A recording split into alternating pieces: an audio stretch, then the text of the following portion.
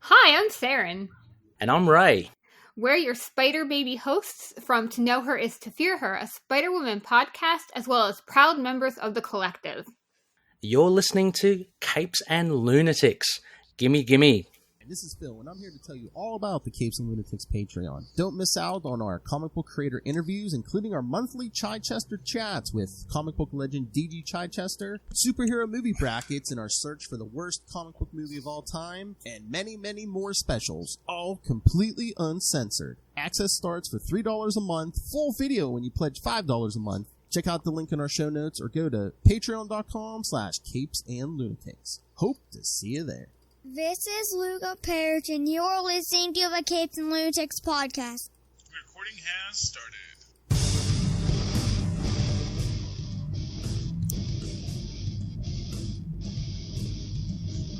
That's you. Oh, that's right. This is my show. In a world of capes and lunatics, gods and monsters, and people who forget what show it is, there are those heroes who must rise together when there is a threat greater than any one hero can face. This is Avengers Declassified. I'm your host, Charlie, the Professor Esser, and with me, as always, is the man who has my full respect. Phil, me and Perich. There we go. Okay, we're here. And, of course, the woman who also has my respect. The lovely lady from Florida. Yay! Okay. Did I miss something? Are we mad about something? I don't know. No. I'm just trying to do a show about a movie. Hey guys, did you see the new Thor: Love and Thunder film? Yep. Sure did. Oh, okay. It has some good parts and some bad parts. Can we agree on that? Yeah. Yeah. Okay. What did you guys think? I thought it was good. Am I delayed? Okay. No, I thought it was good. Like you said, there was a little bit of corniness. That's agreeable. No, I liked everyone's love story, Charlie Esser. I was making a joke before, so yeah. No, I like the Korg stuff. I like the. Yeah, no, everyone kind of had something here. I thought Natalie Portman did great in this movie. Yes, I really did like her. Takia says he might bring her back for Star Wars. So, yeah, that was awkward. I know, but I liked how they handled her story as well. So spoilers for the film. I liked that she died. Not that I liked that she died, but I liked that they made her choice to go in for one last fight have a consequence, you know? Too often, they didn't do that in the book. She went back for one last fight, and then won the fight, and they said, okay, but now, really, you need the chemo. I mean... They made her sit down and do the chemo. You could see that them setting that up a mile away, though, because I'm like, why wouldn't Thor take Mjolnir to that final battle with him? That's an interesting question, yeah. And yeah, it makes sense. Although, I guess, maybe the argument was that was James Mjolnir, and wanted it to be waiting for her when she got better.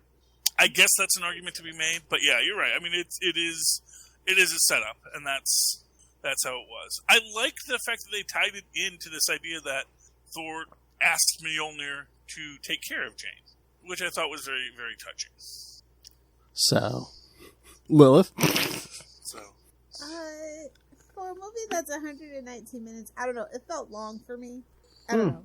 Yeah, it didn't feel long to me because I knew it wasn't one of the longer ones, but like it was a little tedious for me. I didn't enjoy the humor, that type of humor. Like, I don't know, like the humor that he has in his other stuff is kind of different from this one a little bit. It's like way more like watered down. So I don't know. It was okay. Yeah. Well, I mean, did Thor need a fourth movie? Probably not. Well, he's going to get a fifth one. So, I actually, and here I think is what I think works for it that may not be for everyone. And that is that it has a very strong fairy tale vibe. From the kidnapping of the children to the grinning gore to the God Butcher. I really feel that so much of this, and Takia's narration of it specifically is meant to give you a children's bedtime story vibe. To make you go, oh, okay, I understand what we're doing here. This is a children's story. That even has a big battle scene with the children. Rising up and shooting lightning bolts out of their bunnies and their magical wands. And to me, that whole scene makes the film for me. That and then Gore's redemption at the end. I actually felt that worked for the character. Made sense for the character. Made sense for what they built out of the story about the need for that love for another person. Because that is what gives us purpose and strength and a reason for being. I feel like that if they release a director's cut, because a lot of scenes were cut, especially of my favorite people that I was looking forward to, maybe it'll be a better movie. Maybe that's why I'm so bitter. So, What favorite people? Yeah. What favorite people? Well, I mean, Lena Headey. Also Peter Dinklage stuff. Oh, really? So, yeah. And I was surprised. Jeff Goldblum. Jeff Goldblum, yeah. But no, and I was surprised at the end. I mean, maybe because they wanted a short runtime. I'm surprised we didn't have a Viking funeral for Jane at the end or something. You could have. It's okay. She shows up in Valhalla and him don't love her. I know, but you could have Darcy and everybody in Selvig at the funeral. We all miss Darcy. You know what I'm saying? Yeah. Well, Darcy was in it. You had a nice little Darcy couple minutes. scene. Yeah. Not enough. Not enough Darcy. Not enough. No, dogs. well. Never enough Darcy, obviously, but she's her and Jimmy Woo are getting ready for the next Ant-Man film. Quantumania, that's the next film that comes out. A lot of mania going around, a lot of madness. Well, it's a crazy world, As Val said, things are going to get weird. Oh wait, no! In November, aren't we getting Black Panther 2? Yeah, is that before Quantumania? Yeah, I know that one of them is coming. I think that's the last one this year is Black Panther 2. I thought, okay. Black Panther list, yeah. Well, I'm glad to have it. We don't know it's going to be Black. Yeah, we don't know what it's going to be yet. If they're going to have a replacement or what. I mean, Lilith knows because Lilith's seen all these movies that, No, not Marvel stuff. I intentionally don't do Marvel stuff because Marvel is very, Disney specifically is very petty. So I don't really go out of my way to do that for Marvel. Yeah, Quantumania is in February, it says, yeah. Okay, so they really should have switched it. It would make more sense for Black Panther to be in February, but that's none of my business.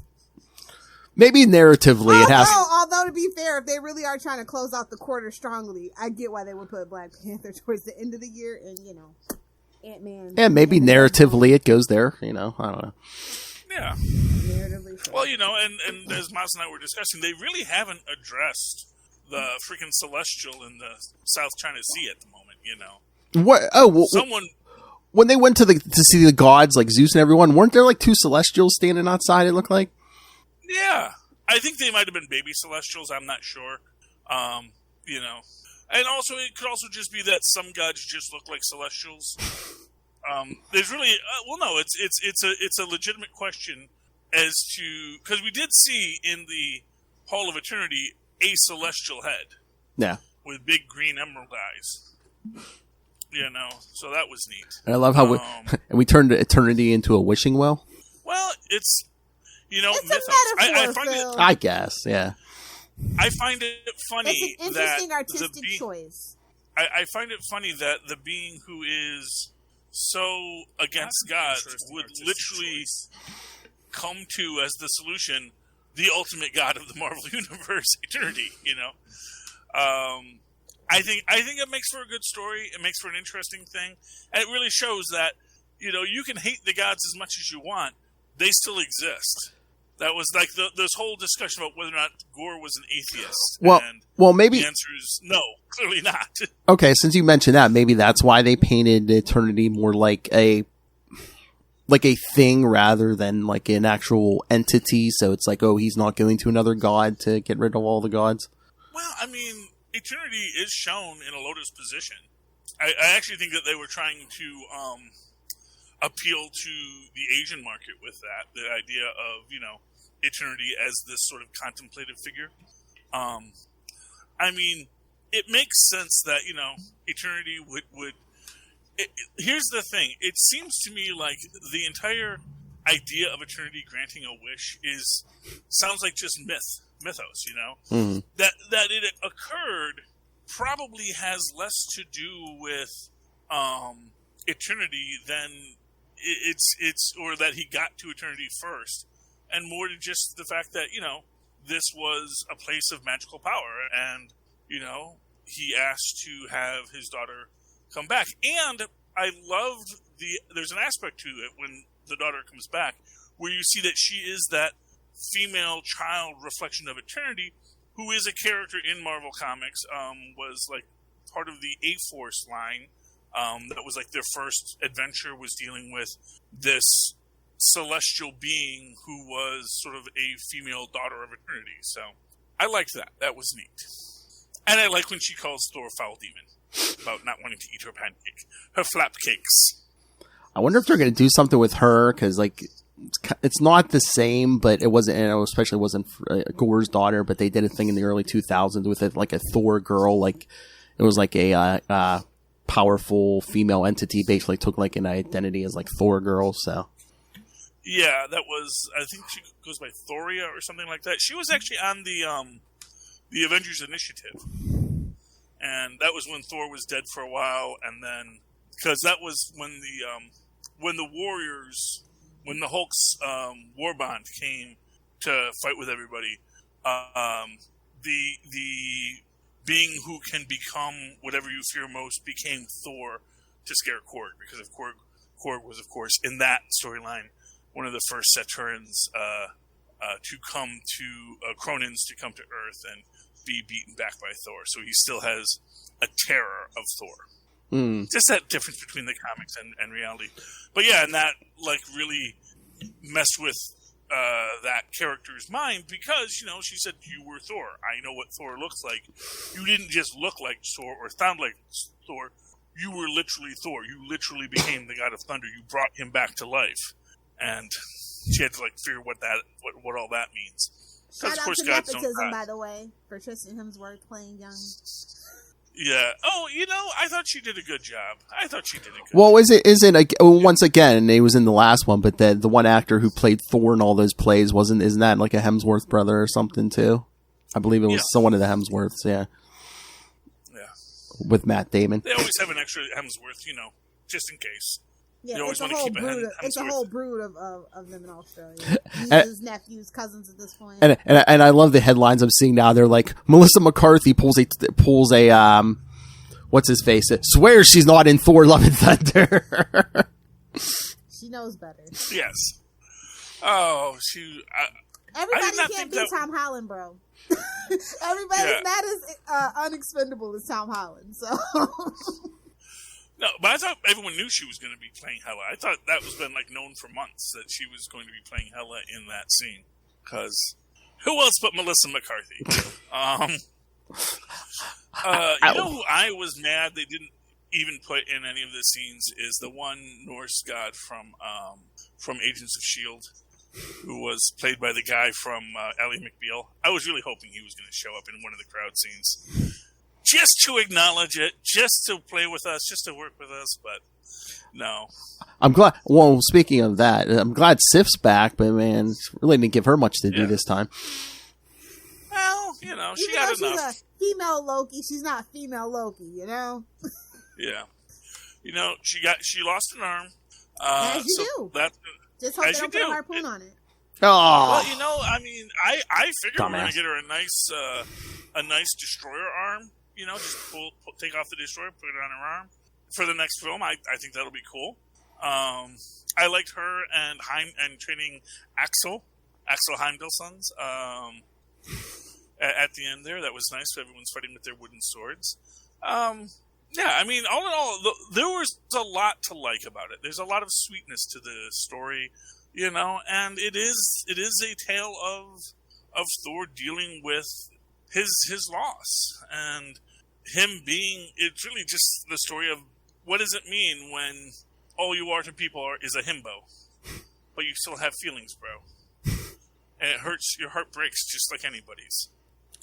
And what do we think about that whole God scene with, like, you know, Russell Crowe and everybody, and just like, the infamous butt shot that people have been talking about for days.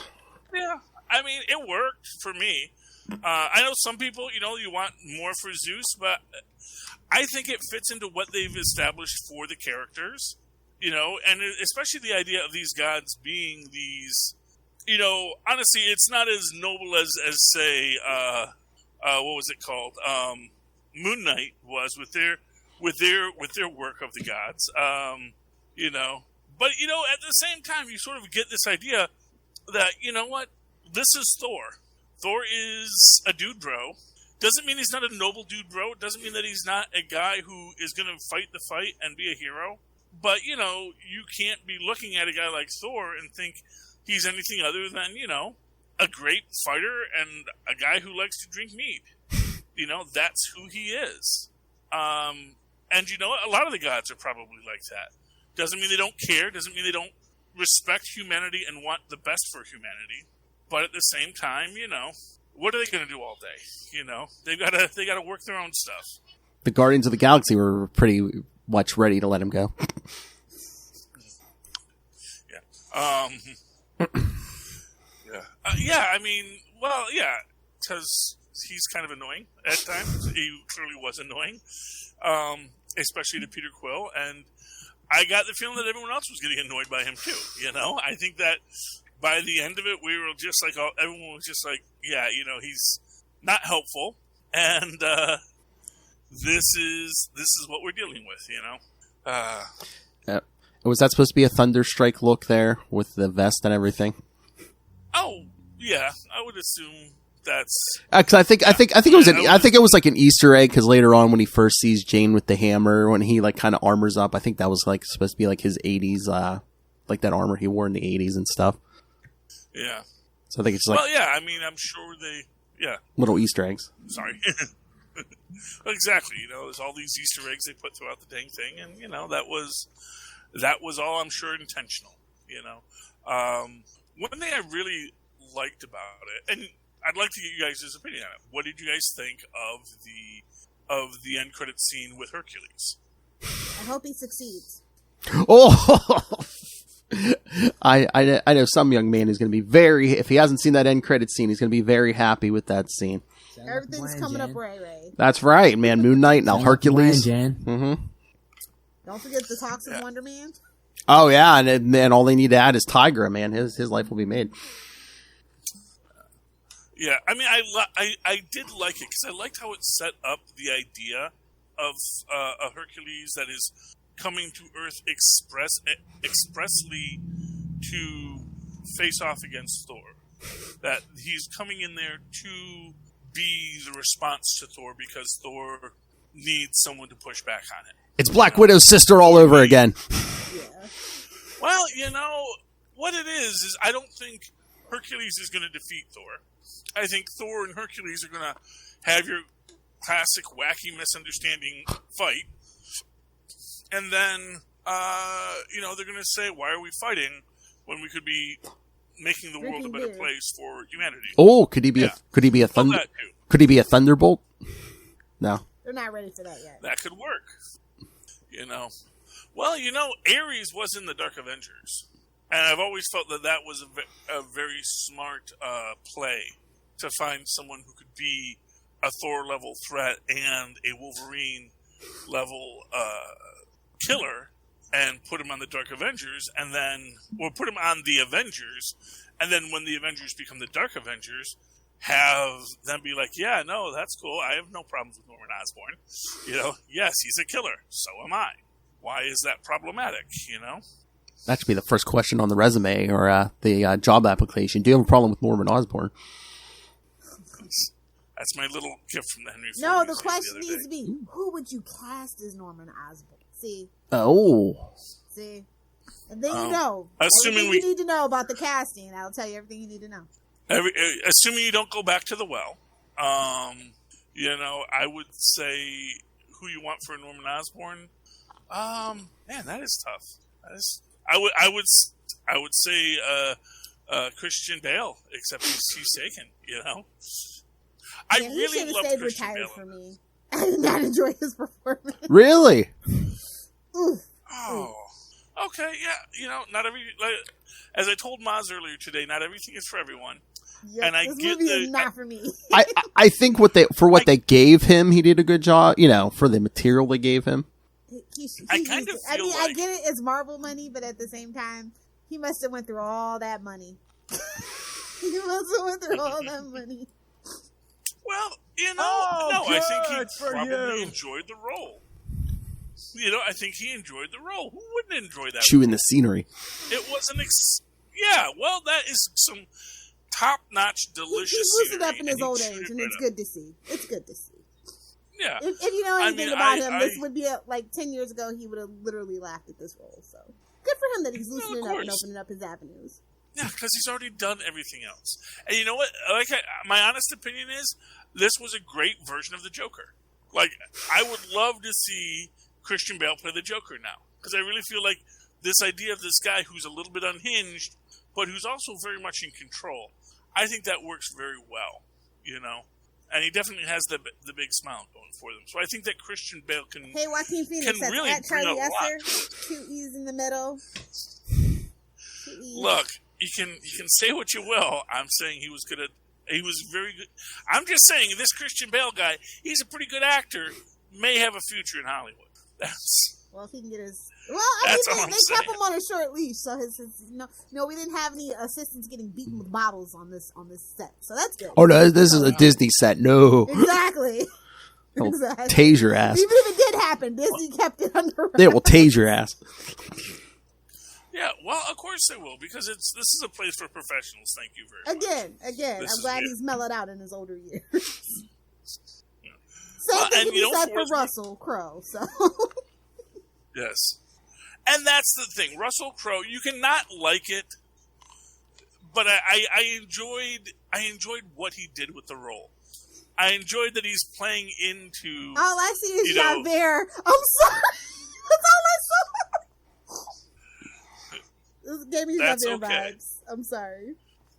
I just can't take Thor movies seriously. I just can't do it, especially without Idris around. Like I can't do it. They brought Idris back.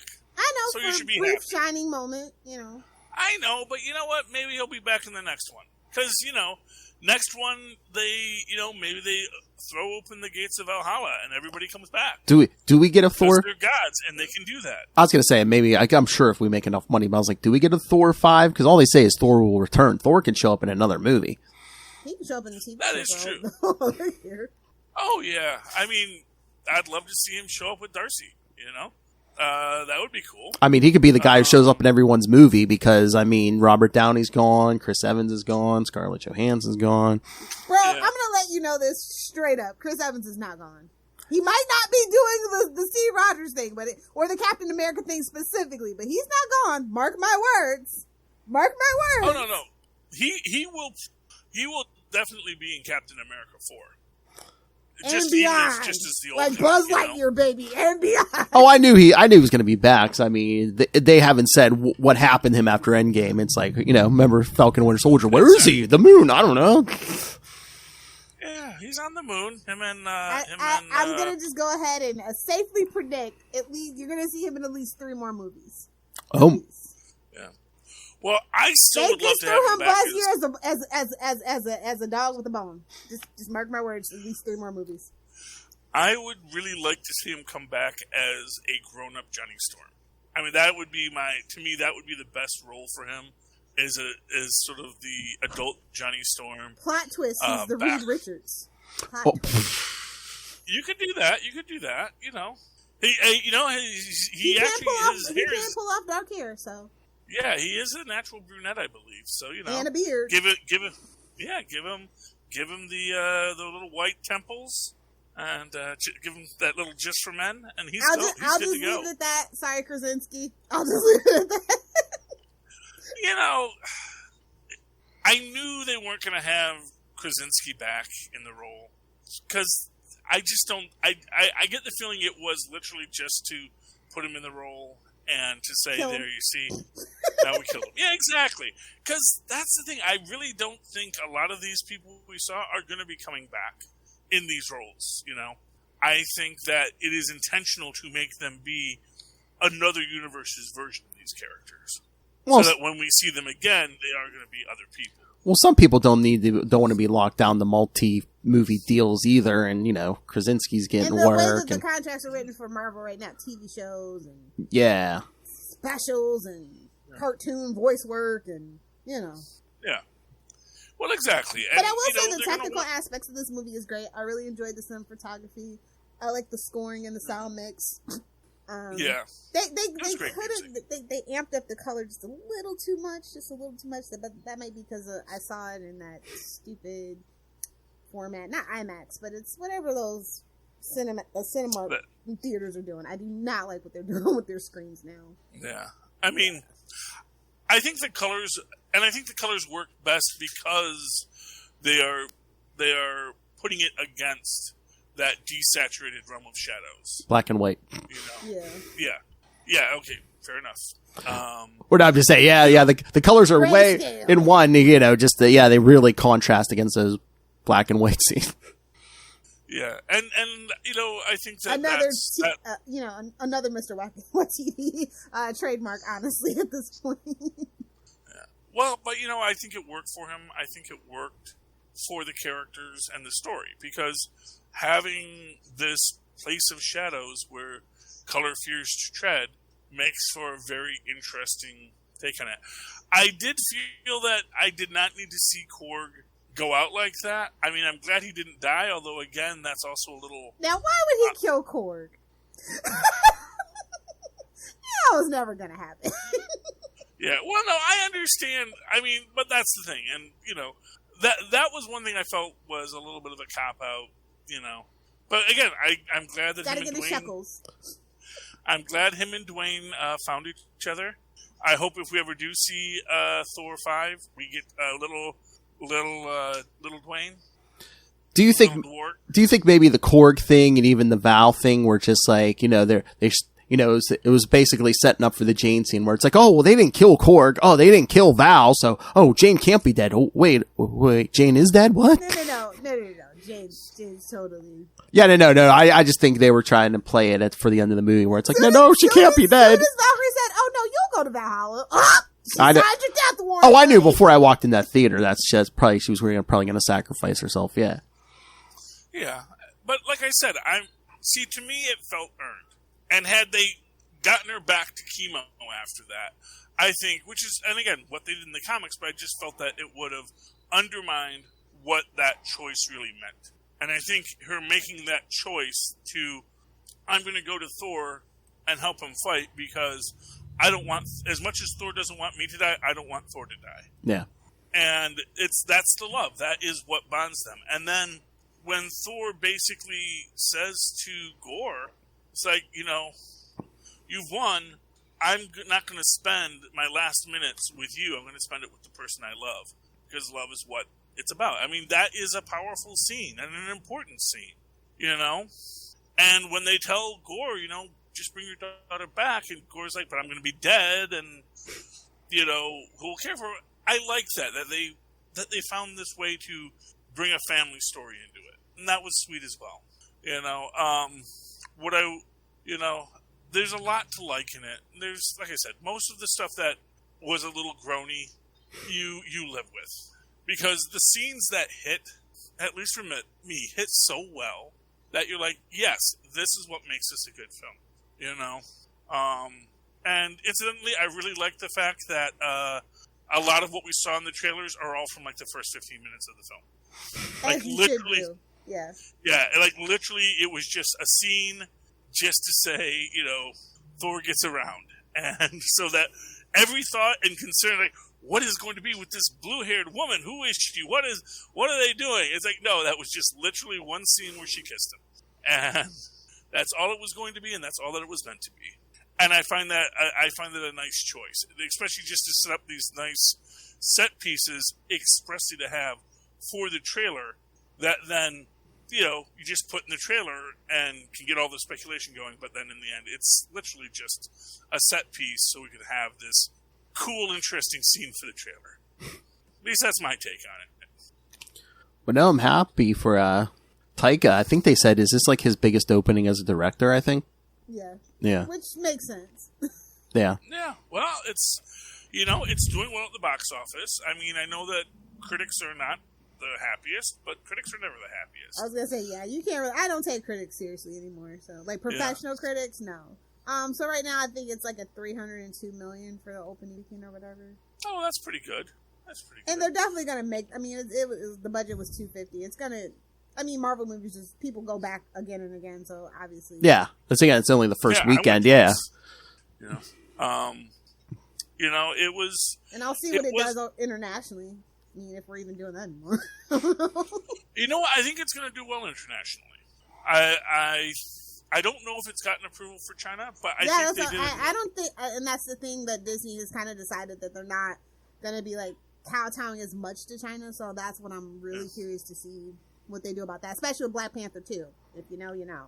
Yeah, but I think that honestly, I think there was enough in it to make China say, okay, you can have this. I think that there's enough. I mean, yeah, there's. I know they've been pretty petty with us lately, so. Yeah. Well, you know what it is. I think rightly so. Rightly so. Well, I think at the end of the day, I think China realizes that they made a mistake throwing in with Russia on the whole Ukraine thing, and I think they're going to be like, yeah, we want to walk that back too. Yeah. I think at the end of the day, money talks and BS walks, and yeah. At the end of the day, what is Russia except another failed klepto state?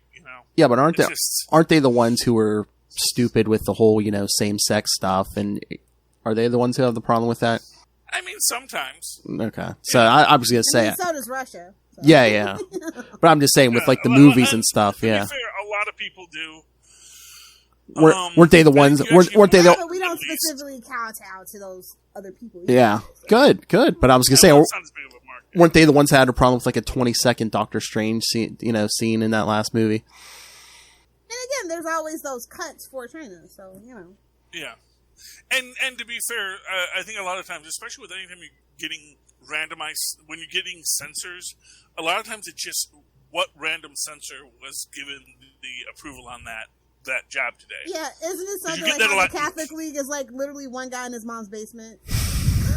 Yeah, but you get this all the time with like imports into Canada, where it doesn't matter what any precedent is. If Larry is the guy who's reviewing it, it's like Larry says everything is fine, and Stu says everything is dirty, and it's like it's just who you're going to get. That's who's going to decide if your adult content gets to come into Canada. And there's not any real rhyme or reason to it. It's just literally one person that just happens to be there that day. And I get the feeling China probably works on a similar system, where it's just, which random bureaucrat got put in charge of it this week. We'll see, but domestically it's doing pretty good, so we're not really I don't think they're even worried about the international market at the moment. I think they really wanted to work on the domestic front a little bit more. I mean, if you're an investor and you saw Investment Day, then I'm just going off of what they said, so that's my best guess about it.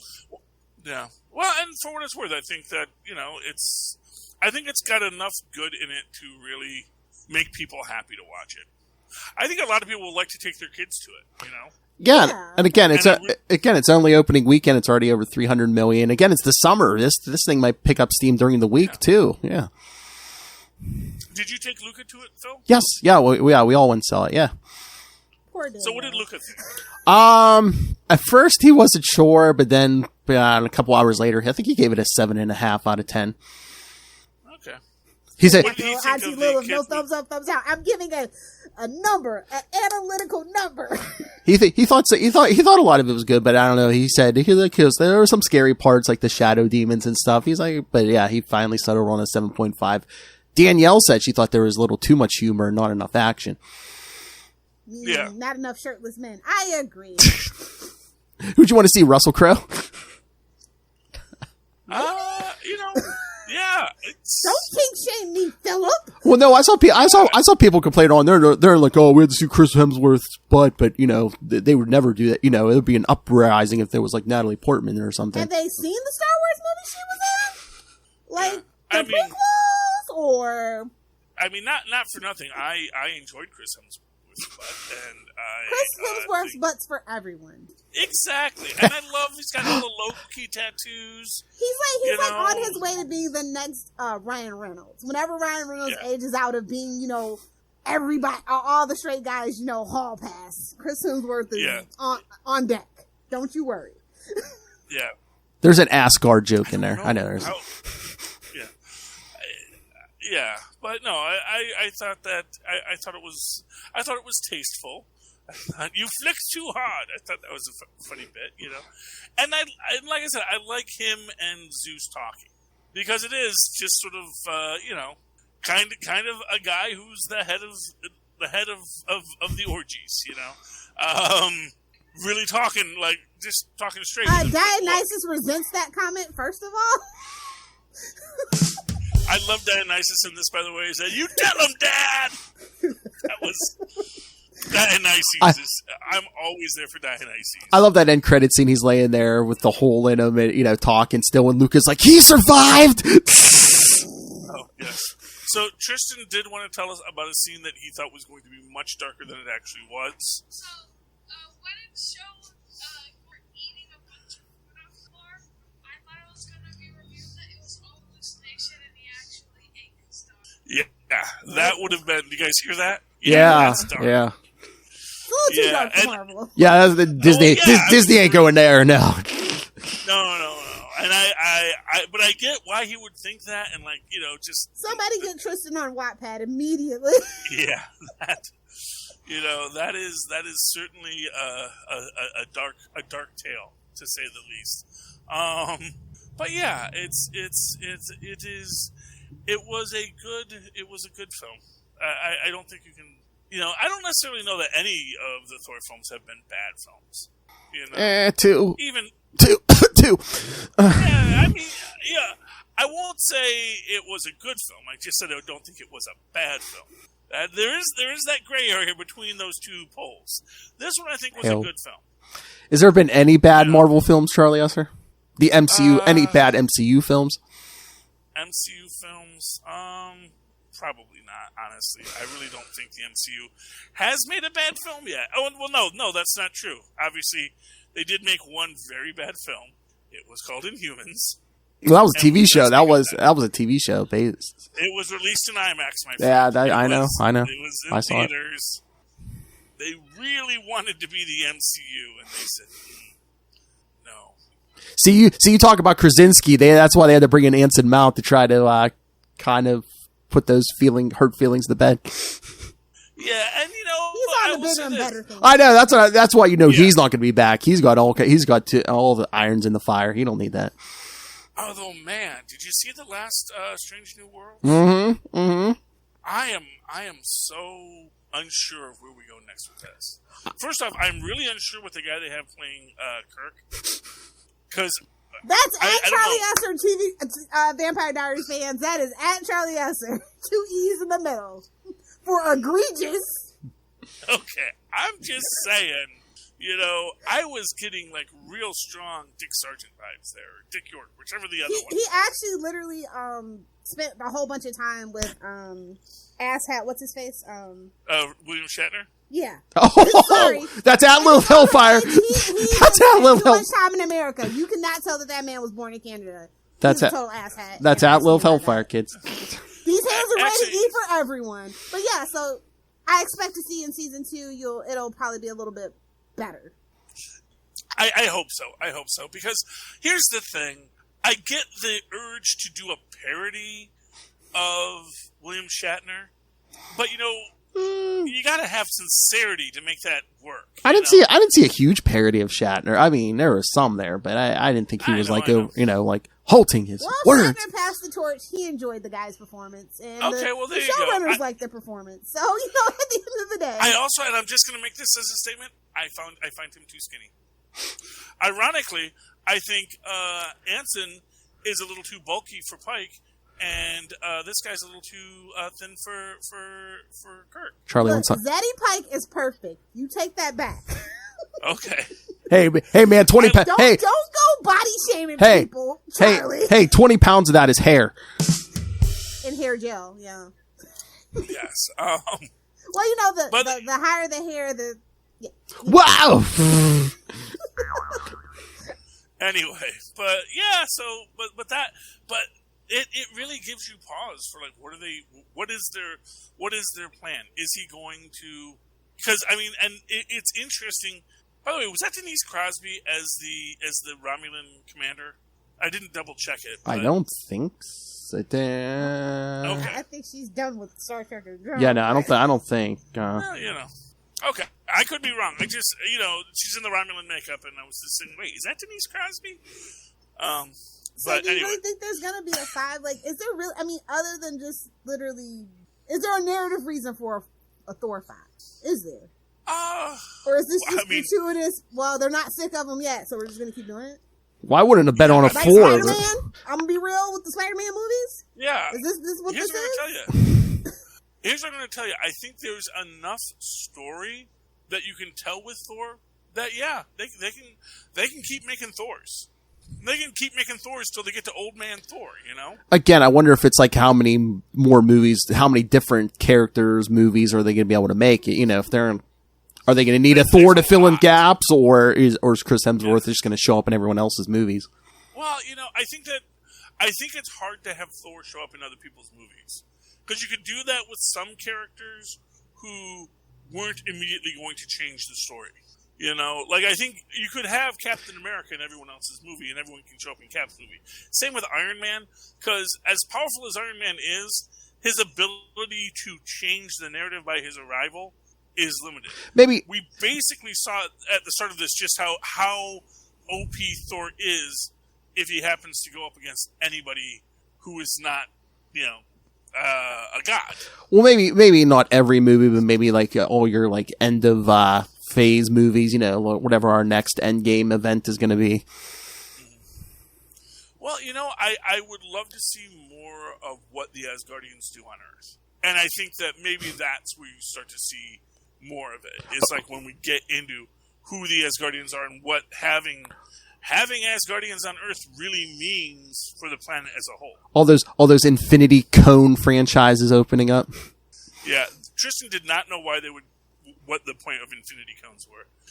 It's a play on words, son. Why would You you failed as a parent, Charlie. It's a play on No, words. it's like, why would you make an ice cream parlor after one of the most horrific events in human history? Because The of blip was Capitalism, American capitalism. There are now 9/11 furniture sales, buddy. terrifying. That is First real off- as hell. First off, this is Scandinavia, miss. And I don't know. I'm inclined to agree that Infinity Cones didn't make sense to me. I don't know who was putting that out there, unless it is literally just a Asgardian franchise.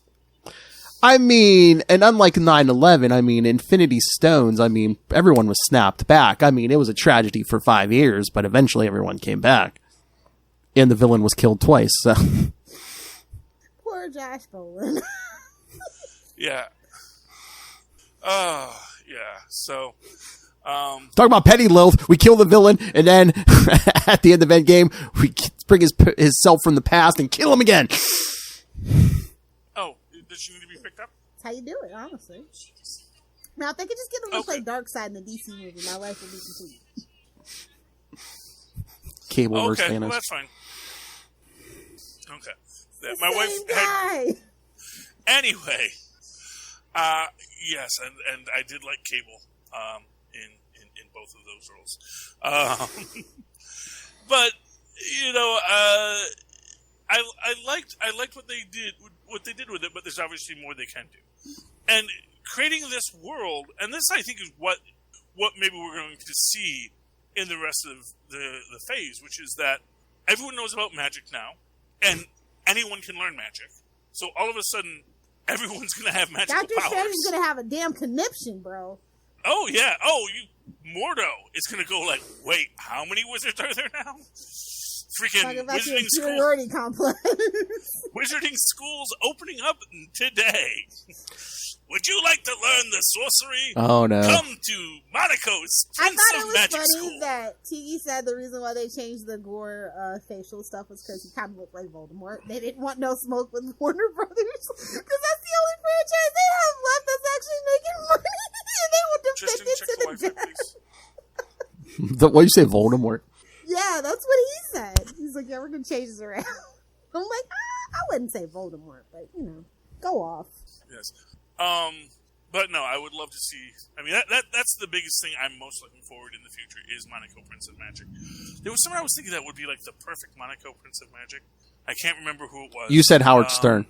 Oh, Howard Stern, yes. Oh, there's See, the I would Howard love- Stern role. Yeah, I would love to see Howard Stern as Monaco Prince of Magic, running the Monaco School of Professional Magic. Like I started in the 40s. Honestly, he would have made a Battling- perfect Doctor Strange, but it's none of my business. No. Oh, who? He's Howard the Stern? arrogance. Oh yeah. No. I am not disagreeing with you. I just don't think he would have cut his hair. They would have had to slick that sucker back into a wig. They would have had to. Yeah, it's like, but see, I think, and that's where I think Monaco, you can have a little more play with it, and having him tie it back in a ponytail and have him have the top hat and the wand. I think that you could really do a lot with Monaco Prince of Magic. Get that played over by to Howard his Stern. people. I hope so, man. I hope that they're looking. Feels at like that, no. I don't think he needs to be Not anywhere. dignified enough. I listened to the show, and I don't think he needs to be anywhere near the MCU. So Oh, that's what I said. I'm just saying what he said, that he got an offer. So yeah. Like I said, he was manifesting. That's all that was. Yeah, or you find out that it's just like the end credit scene of whatever film with Doctor Doom is. Yeah. Like, hey, when am I getting out of here? Let me just say. Okay, I'm sorry I said that about you. Let me just say, it's very coincidental they let that slip out right before he left for summer vacation. Hey man, series don't play. Your numbers go down. I don't care who you are. You're out of there. This ain't Spotify, baby. I don't know, man. He signs 5-year contracts, so I mean, I'm sure he'll be like, yeah, kick me out. No summer bonus for you. Pay me the next couple of years to not come in, okay? No, you just don't get the bonuses and stuff. You don't get those numbers. And then when they go to renew for the next whatever, well, you did this, so we're gonna have to knock you down. Well, he's in his late 60s. I don't know if he's re-signed. Well, I say that all the time, but Philip, what? Yeah. Betty White. Well, she's not. Yes, but he has how much money, Lilith Hellfire? That's what I'm saying. Yeah, he's already rich. Yeah. And that's the thing is, at a certain point, he's got 3 houses. You can keep on making more money if you want, but at a certain point, you're like, I don't know. Do I want to make more money? Or do I want to sit and write bad poetry like I did in high school? Although he's at this point he's broadcasting from his basement, so I mean I guess it's an easy paycheck. Giving it the old Joe Rogan experience, eh? Pretty much, yeah. Well, to be fair, who are we to judge? Because I'm not in a basement. I live in Florida. I was going to say I'm not in the basement either, but I mean, I wish people would pay us for this. Yeah. No, but I mean, yeah, but Dear Bluetooth. that's my point. I mean, yes, without a doubt. If you needed me to go to a studio, I probably would if you were paying me. Oh yeah. But quite frankly, if I could do it from here, yeah, of course I'd want to do it from here. Cell block D. Want to work from home? Anyway, anything else you want to talk about? No, I'll give it the grade. I'll give it a B-. Ooh, that's high for Lilith Hellfire. I mean, that's just in the rankings of Thor movies, so that's not saying much. Oh, just in Thor movies. And Marvel overall, C+. Yeah, I mean, well, Phil, you go first, and then I'll make mine. I mean, yeah, it's not the top, but it's not Infinity War Endgame. But it wasn't bad. I mean, I think it's about in a class. I mean, it's kept the consistency, I think, of Thor Ragnarok. So it's, I'd probably give it a B. Okay. Yeah, I will say Thor Ragnarok was way better. Just really on every level, just a better film. Because, and again, I think that Thor Ragnarok Loki was meant to be part. Loki. Hulk. But was meant to be a part of that larger epic. This one really kind of felt like a sorbet after dinner. It's not a good dessert, but it's like, oh yeah, that's. It's a palate cleanser. What was this one edited too much? Was this one edited too much? Because like Lil said, it was 2 hours, so it's like, should they have left a little bit more in? Well, but that's what's weird. I think it was over edited, honestly. I could see it being it. I guess my biggest thing is because like Taki has made a lot of statements recently. Like, no, I'm not going to do a director's cut. Director's cuts suck. I'm the director. This is my cut. You know, it's like there was nothing. You know, I looked at what I had. Is there said, such really thing as director's cuts in Marvel anyway? Though Marvel movies, I don't think there are. I think that's like literally in the contract. I can't think of one single director's cut for a Marvel movie. No, but they have extended cuts, don't they? That's different though. That's just putting the deleted scenes in the order that they were deleted. That's it. But like a director's cut is like, you know, I didn't really want to do it here. But again, with a lot of them, you don't need a director's cut. I mean, look, Endgame, 3 hours. You know, it's like you don't need a director's cut. A lot on the cutting room floor, though. Yeah, but I think they let the directors make their movies. You know, and I think that like if nothing else, that's like what Disney does is they say, okay, you know, you want to do that movie, do it. You know, we're not going to sit here and micromanage you. We actually pay you to make freaking movies. You know, why would we sit there and tell you how to make a movie? We literally paid you to make a movie. There is a lot of stuff in a lot of Marvel. When you look at the list of deleted scenes in every single Marvel movie, there's a lot that gets locked on the cutting room floor with like no explanation. So, well, if it was really that tight of a ship, we wouldn't have that many deleted scenes. That's all that I'm saying. Well, I guess. Well, no, I think my personal thing is that I think a lot of directors shoot stuff to have transitional scenes and then realize, man, that's a lot of scenes I shot. And then they just start to kill their darlings because that's what you do. And again, you write it and then you say, okay, no, get rid of this and that. They said, you know what? Do we really need Hulk saving a kitten? We don't really need Hulk saving a kitten. Yeah, actually you do. You actually do need that. That's none of my business. And again, I mean, maybe everyone involved, including Taika, was just like, do we really need like a 2.5, 3 hour Thor Love and Thunder? Nah. No. Yeah, because I mean that's the thing. You could have had. They subverted expectations. There we go. Yeah, you could have had Jeff Goldblum in here, and Jeff Goldblum would have been fun and delightful, as he always is. They've trained us. It's like, what's the point of training us for 3-hour movies if you're just gonna go back? So when they give you a 2-hour movie, you go, man, that went by so fast. Yeah. That's how they get you. That's how they get you to come back and go see it again. And with those people, I could do that again. And with those people to say, I want to get out one more. Yeah, you know. I mean, I think it works for what it is, and I give it a. I mean, that's the thing is, I kind of want to give it like just a. I'd say it's a solid B plus. It is definitely a high average. You know, they did well. What they did well, they did well. You know, it's a movie that made me cry, as any good B plus film should, but also made me groan a lot. You know, it's like I think if it had a little less corn, it would have been perfect. Or if they had leaned further into the fairy tale aspect, I think it could have worked a little bit better. But as it is, it's a really solid movie. I'll see it again, and I'll do it again. Eat my hammer. I'm probably going to watch Multiverse of Madness later, too. I mean, it's on Disney Plus, yeah. Yep. You know, I just rewatched all of Miss Marvel again today, so why not? It's good stuff. Infinity War was on TV. Can you answer me, how do you play Infinity War and then don't follow it up with Endgame? Can you tell me how you do that? Because you got to pay. Oh. You got to put the sponsors on to pay for the. Oh, true. Yeah. True. Yeah, because, yeah. That's what you get when you have a 3-hour movie. I was going to say, Endgame with commercials, yeah, that's long, yeah. And, I mean, I've seen Endgame, and I've seen Infinity War. Yeah. So, I haven't seen them, like, as a back-to-back, but that's like... Do they do the marathons? I don't think they do. Yeah, that's well, they're doing they're doing a Marvel marathon on one of the channels. I think it's FX, right? You know, today. Yeah, and obviously it's FX. I mean, of course, they're playing, like, Thor and stuff, and I think Thor Ragnarok's on later, but yeah, Infinity War was on. No, there has been at least one time, I forget what channel it was, they did have Infinity War and then followed it up with Endgame. It was like an all-day thing. It was like an all-day thing, but yeah.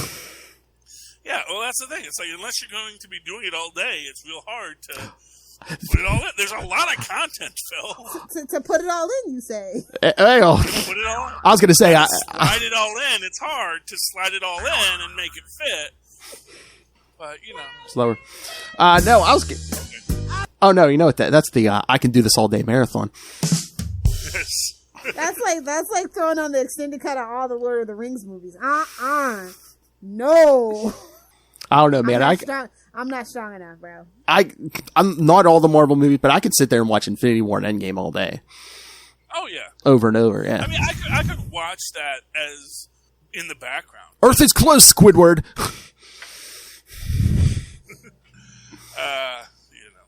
And here's the thing, and that's the thing of it, Phil. If you want to watch them back to back, you can. Disney Plus, right yeah. now. Mm-hmm. Yeah, you can watch them all in order right now. Oh yeah, I was about ready. If we weren't recording, I was after Infinity War was over. I was like, man, I should jump on Disney Plus and watch Endgame. Might do that tonight. But that's the thing. That's really the point. It's like, why would they block it when, quite frankly, you can watch it whenever you want to? Yeah. Well, it's the channel. Well, that's very classist of you to assume that someone has Disney Plus. Well, yeah, I was going to say it's the channels trying to get advertising money too. Yeah, but like I said, there's only so much time. There's only so much time they can schedule. And quite Although frankly, statistically, if you have cable, you probably do have a few streaming services. But still, don't listen. And also, to be fair, maybe Disney wants you to have to get Disney Plus, so you it's can. not a maybe. Well, it is. They're not making their they're not making their quarterly goals for subscribers. Well, you know what? There's commercials. There's commercials in them too. They're like enjoying this Marvel movie. They're like stream it now on Disney Plus. There are those commercials too. So meanwhile, they're getting ready to implement an ad tier at the end of the year. Yeah. So that tells you everything you need to know. But yeah, they do drop in those commercials. You enjoying this movie? You could stream it now on Disney Plus. It's like I don't have any streaming services right now because ARG! Screw capitalism at this point, especially if you're going to donate to both sides of the coin. Pirates, ARG. Done. You don't need my money. See? Physical media, kids. You pissed off every woman in this country. Good job. Supreme Court, very good job. Anywho. That's going to come back to bite them. I'm just saying. All right, so. Okay. So you want to give us all of the Capes and Lunatics stuff, Phil? Sure. Give us money and call us and talk to us and all that magical things. Sure, but before that even, remember kids, next time on Avengers Declassified, we'll be back to those 1969 Thor issues. So, yes, next week we'll be covering Mighty Thor 164 through 167. Is anybody an insurance salesman or a toy maker? Or... No, I think Adam Warlock's showing up though. Oh, okay. Whoa, he's fun. That egotistical. Anyway, yes, send your thoughts. What did you think of the Thor movie? Were you as happy as Ray at that one end credit scene? Email us, CapesandLunatics. Hercules. Capes. By the way, I will say it was very bold of them to go with very Greek accents. I don't, had they been actual Greek actors, maybe, but I almost kind of feel like, man, I don't know if Russell Crowe should be laying on the souvlaki that heavy. Yeah, but if they don't do that, then are they like, oh, you're whitewashing the Greek gods or whatever? I mean, yeah, I think it's a no-win for losing, quite frankly, but, And where's Hercules' beard? He had a beard. Did he? I didn't think it was like a full beard, like a full Hercules beard. Yeah, it was there. Don't worry about it. Next movie, he'll have it. Oh, that's true. You mean Bagheera? That's Hercules' beard. Oh. All right, kids. So, yes, CapesandLunatics@gmail.com or call the voicemail 614-382-2737. That's 614-38-CAPES. And remember, you can follow Avengers Declassified on Facebook, on Twitter. Find links to all the various social medias for all the shows we do. The YouTube channel, again, this and everything we do goes up on the YouTube, including all our interviews, including the upcoming one with Colin Kelly and Jackson Lanzig, Capes Lunatics 270. So check that out and subscribe so you don't miss any of the things we do. Smash that subscribe button. And of course, most importantly, the Patreon. Again, we're not rich as guardians. We need the money. That's right, Lilith Hellfire. So every little bit helps. With $3 to $5 gets you early access to creator interviews, including the monthly Chichester chats. I got the good mic out for you guys. And, of course, because Lilith Hellfire loves man tears, superhero movie brackets. We will find the worst superhero movie of all time. The July episode will be Halle Berry's Catwoman versus Ryan Reynolds' Green Lantern with special guest Will Allred. Special guest Will Allred. I, of course, love Hal Jordan. That's right. And if that is not enough for you, pick yourself up some Capes and Lunatics and Capes and Lunatics Sidekicks merch. Uru. In big guy sizes, too. That's right. All right, so find everything at Linktree, linktr.ee/capesandlunatics. And Lilith Hellfire would like to remind you the Cash App link is in the show notes, so just make it rain. Make it rain. Make it rain. All right, special guest Lilith Hellfire. Where can people talk to you about all their favorite Marvel movies? If you must, you can find me on Twitter at Lilith Hellfire, being a sardonic little a-hole. You can find me on Instagram at Lilith Hellfire69, and of course TikTok at Lilith Hellfire69 as well. How dare you take my job? Either do the 6 or do the 9. Put it here. Let me get a ride on your alligator back, bruh. Somebody's muffin's getting buttered. That ain't my business. Charlie Esser. Well, if you'd like to write to me in that old-fashioned email way, there are mothers and fathers once did, do so at superconnectivityblog@gmail.com. That's superconnectivityblog, all one word, at gmail.com. Of course, follow me on the Twitter as I live tweet things when I feel like it. At Charlie Esser, that's CHARLIE. ESSER. Look for the 2 E's in the middle. For quality. Bing! Thank you, Maz. Is there anything tweet-worthy? Answer is no. Yeah. Well, it's the summer. A lot of things are off now. I know. Ladies and gentlemen, you have listened to another episode of Avengers Declassified. Please tune in again next week for this podcast will self-destruct in 10 seconds.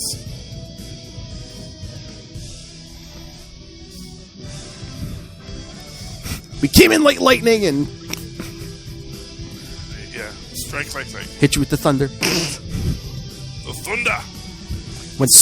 Went screeching out like some goats. Damn goats. I love the goats. The goats need a spin-off. I heard they're hard to work with on set. Probably. The one's a diva. Never work with animals and children. Or Chris Pratt. Oh! Where's an outro?